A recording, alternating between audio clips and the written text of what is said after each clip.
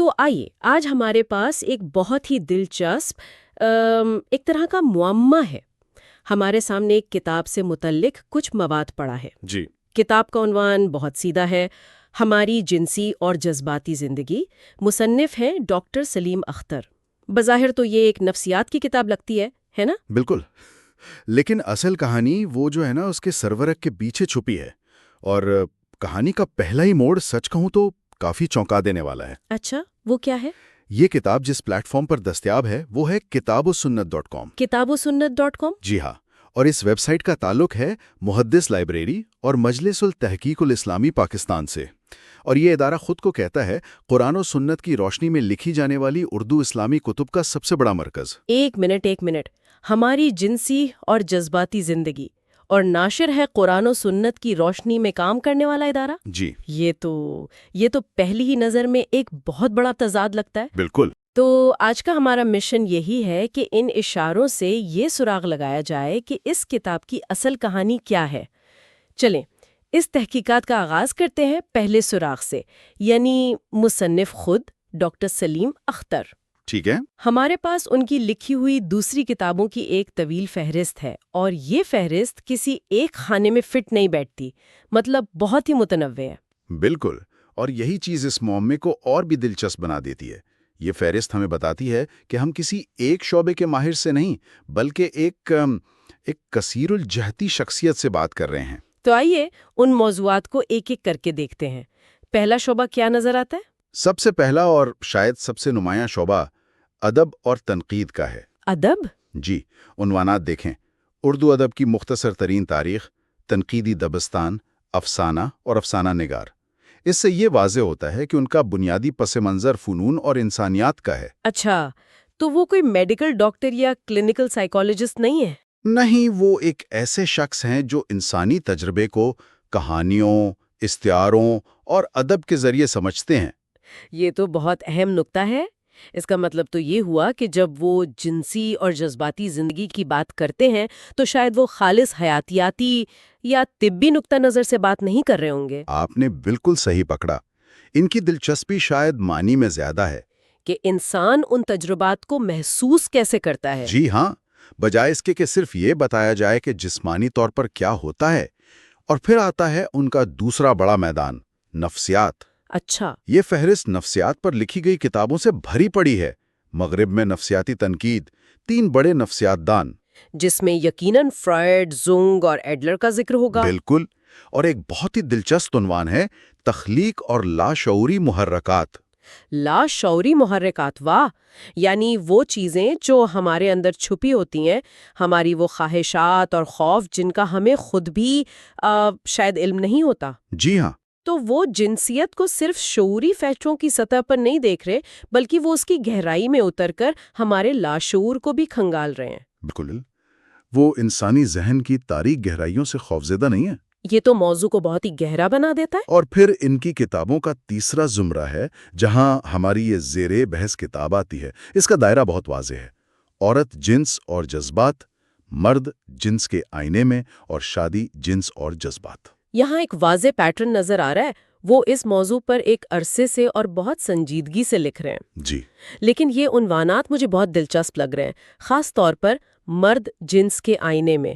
اس فکرے سے آپ کیا مطلب اخذ کرتے ہیں؟ یہ کوئی عام سیلف ہیلپ کتاب کا عنوان تو نہیں لگتا. بالکل نہیں لگتا. دیکھیں، آئینے میں کا استعارہ غور و فکر کی دعوت دیتا ہے، خود شناسی کی دعوت. یہ ایسا ہے جیسے مصنف قاری سے کہہ رہا ہو کہ آؤ جنسیت کے آئینے میں اپنی شناخت کو دیکھو اور سمجھو کہ تم کون ہو. یہ صرف عملی مشورے دینے والی کتاب نہیں لگتی، بلکہ یہ شناخت، مردانگی، ان تصورات پر ایک گہری فلسفیانہ بحث چھیڑتی ہے. واہ! اور اس سب کے ساتھ ایک اور رنگ بھی ہے. جی. ان کی کتابوں کی فہرست میں اقبالیات پر بھی بہت کام ہے. فکر اقبال کا تعارف اور ایران میں اقبال شناسی کی روایت. جی ہاں. تو اب ہمارے سامنے جو تصویر بن رہی ہے وہ ایک ایسے دانشور کی ہے جو اردو ادب کا نقاد ہے، مغربی نفسیات کا گہرا طالب علم ہے اور علامہ اقبال کے فلسفے کا ماہر بھی ہے. اور یہ شخص جنس اور جذبات پر کتابیں لکھ رہا ہے. یہ تو ایک غیر معمولی امتزاج ہے. بالکل. یہ ایک ایسا ذہن ہے جو مشرق اور مغرب، ادب اور نفسیات سب کو ایک ساتھ لے کر چل رہا ہے۔ ٹھیک ہے، مصنف کا پروفائل تو بہت دلچسپ اور پیچیدہ نکلا، جی لیکن یہ بات ناشر والے معمے کو حل کرنے کے بجائے مزید الجھا دیتی ہے۔ بالکل۔ آخر اتنے وسیع المطالعہ اور جدید سوچ رکھنے والے مصنف کو محدث لائبریری جیسے روایتی اسلامی پلیٹ فارم کی ضرورت کیوں پیش آئی؟ یہ اس ساری کہانی کا سب سے اہم سوال ہے۔ آئیے اس ناشر کی شناخت کو تھوڑا اور گہرائی سے دیکھتے ہیں۔ ٹھیک ہے۔ محدث کی اصطلاح اسلامی روایت میں بہت زیادہ احترام کی حامل ہے۔ یہ اس عالم کے لیے استعمال ہوتی ہے جس نے اپنی زندگی پیغمبر اسلام کی احادیث کو سمجھنے، جمع کرنے اور بیان کرنے کے لیے وقف کر دی ہو۔ یہ کوئی معمولی لفظ نہیں ہے۔ اور ان کے بینر پر جو قرآنی آیت لکھی ہے، قُلْ اطیعوا اللہ و اطیعوا الرسول، یعنی کہو اللہ کی اطاعت کرو اور رسول کی اطاعت کرو۔ ہاں، وہ بھی اس پلیٹ فارم کے مذہبی کردار پر مہر لگا دیتی ہے۔ اس میں کوئی ابہام نہیں۔ کوئی ابہام نہیں۔ تو جب اس واضح مذہبی پس منظر کے ساتھ نفسیات اور جنسیت جیسے موضوع پر کتاب پیش کی جاتی ہے تو ہمارے سامنے دو ممکنہ وضاحتیں آتی ہیں۔ میرے ذہن میں جو پہلی اور سب سے سادہ وضاحت آ رہی ہے وہ شاید تھوڑی منفی ہو۔ وہ کیا؟ کیا یہ محض ایک کاروباری حکمت عملی ہو سکتی ہے؟ آپ جانتے ہیں کہ جنسیت جیسے موضوعات پر لکھی گئی کتابیں ہمیشہ بکتی ہیں، لیکن پاکستان جیسے معاشرے میں انہیں کھلے عام بیچنا مشکل ہو سکتا ہے۔ صحیح۔ تو کیا یہ ممکن ہے کہ اسلامی لیبل لگا کر اس حساس موضوع کو ایک محفوظ اور قابل قبول پیکیجنگ دی جا رہی ہو؟ یہ ایک بہت اہم نکتہ ہے اور کاروباری حقیقت سے انکار نہیں کیا جا سکتا۔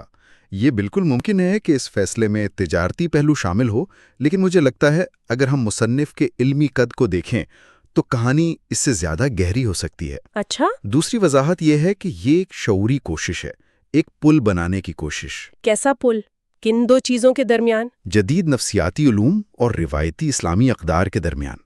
ہو سکتا ہے کہ مصنف اور ناشر یہ پیغام دے رہے ہوں کہ یہ دونوں چیزیں ایک دوسرے کی دشمن نہیں ہیں۔ یعنی آپ دیندار بھی ہو سکتے ہیں اور اپنی جذباتی زندگی کو سمجھ بھی سکتے ہیں۔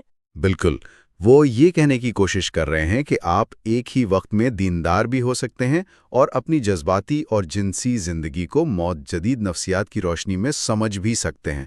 وہ ان حساس موضوعات کو جن پر اکثر خاموشی اختیار کی جاتی ہے ایک ایسے دائرے میں لا رہے ہیں جس پر ان کے قارئین بھروسہ کرتے ہیں۔ اچھا، تو یہ ایک طرح سے مغربی نظریات کو مقامی رنگ دینے کی کوشش ہے۔ مقامی رنگ؟ ہاں، یعنی فرائیڈ یا جونگ کے خیالات کو لے کر انہیں ہماری ثقافت اور اقدار کے مطابق ڈھالنا تاکہ یہاں کے لوگ اسے آسانی سے سمجھ اور قبول کر سکیں۔ بالکل، آپ نے بہت خوبصورتی سے اس کا خلاصہ کیا۔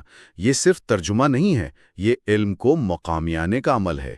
Localisation of knowledge. جی، یہ اس بات کو یقینی بنانا ہے کہ علم صرف درآمد شدہ نہ لگے بلکہ وہ یہاں کی زمین میں جڑیں پکڑ سکے۔ واہ! یہ ایک بہت بڑی فکری کوشش ہے جس میں یہ کہا جا رہا ہے کہ اپنی نفسیاتی صحت پر بات کرنے کے لیے آپ کو اپنی مذہبی شناخت ترک کرنے کی ضرورت نہیں۔ یہ تو واقعی ایک بالکل مختلف اور بہت زیادہ مثبت تصویر پیش کرتا ہے۔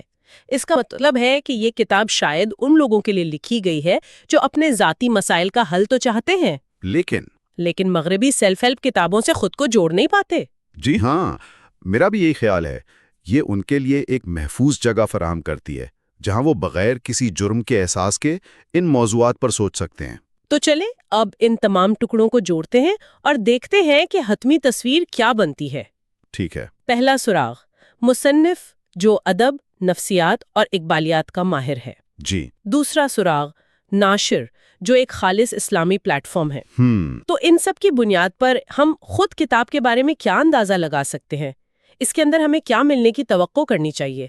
میرا اندازہ یہ ہے کہ یہ کتاب کسی بھی طرح سے کوئی سادہ سی معلوماتی گائیڈ نہیں ہوگی۔ نہیں ہوگی؟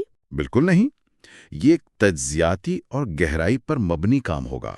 یہ شاید لاشعور، خوابوں اور چھپی ہوئی خواہشات جیسے نفسیاتی تصورات کا استعمال کرے گی۔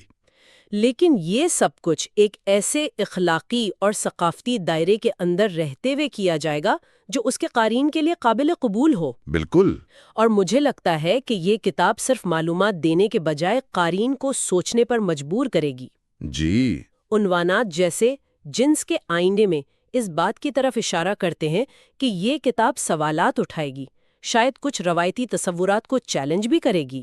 لیکن یہ سب کچھ باہر سے ایک انقلابی بن کر نہیں، بلکہ اسی ثقافتی فریم ورک کے اندر رہتے ہوئے کرے گی۔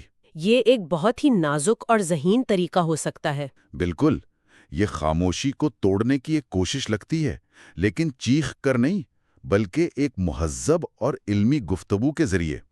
یہ کتاب شاید یہ دلیل دے رہی ہے کہ جنسی اور جذباتی صحت پر بات کرنا نہ صرف نفسیاتی طور پر ضروری ہے، بلکہ یہ مذہبی اور اخلاقی طور پر بھی ایک اہم ذمہ داری ہے۔ تو دیکھیے، ہم نے صرف ایک کتاب کے سرورق اور چند صفحات سے شروع کیا تھا۔ جی ہاں، اور اب ہمارے سامنے جدید نفسیات، پاکستانی ثقافت اور اسلامی روایت کے سنگم پر کھڑی ایک پوری کہانی موجود ہے۔ بالکل۔ ہم نے ابھی تک ایک لفظ بھی نہیں پڑھا، لیکن کتاب کی پیشکش اور اس کا سیاق و سباق وہ خود اپنی جگہ ایک مکمل داستان سنا رہا ہے۔ اور آج کی گفتگو کا سب سے بڑا نقطہ یہی ہے کہ سیاق و سباق کتنا اہم ہوتا ہے۔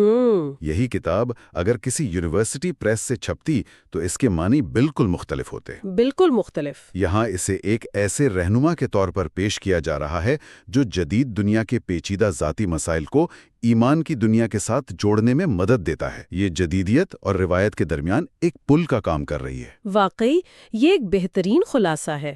اس نے تو سوچ کے کئی نئے در کھول دیے ہیں۔ اب جاتے جاتے میں آپ کے لیے ایک آخری اور بھی دلچسپ سوچ چھوڑے جاتا ہوں۔ اچھا؟ ڈاکٹر سلیم اختر کی کتابوں کی اسی فہرست میں ہمیں دو اور عنوانات بھی ملتے ہیں۔ کون سے؟ ایک کا نام ہے بنیاد پرستی اور دوسرے کا کلام نرم و نازک، جو طنز و مزاح پر مبنی ہے۔ بنیاد پرستی اور طنز و مزاح؟ جی، اب ذرا اس کے بارے میں سوچئے۔ ایک ایسا ذہن جو بنیاد پرستی کی سخت نفسیات کا تجزیہ بھی کر سکتا ہے اور مزاح کی لطافت کو بھی سمجھتا ہے۔ ایسا شخص جب انسانی جنسیت جیسے نازک، پیچیدہ اور حساس موضوع پر قلم اٹھائے گا تو اس کی تحریر میں سنجیدگی اور ہمدردی کا کیسا توازن پایا جائے گا؟ یہ تو واقعی ایک بہت گہرا سوال ہے۔ یہ ایک ایسا سوال ہے جو اس کتاب کو اور بھی پر اسرار اور پرکشش بنا دیتا ہے۔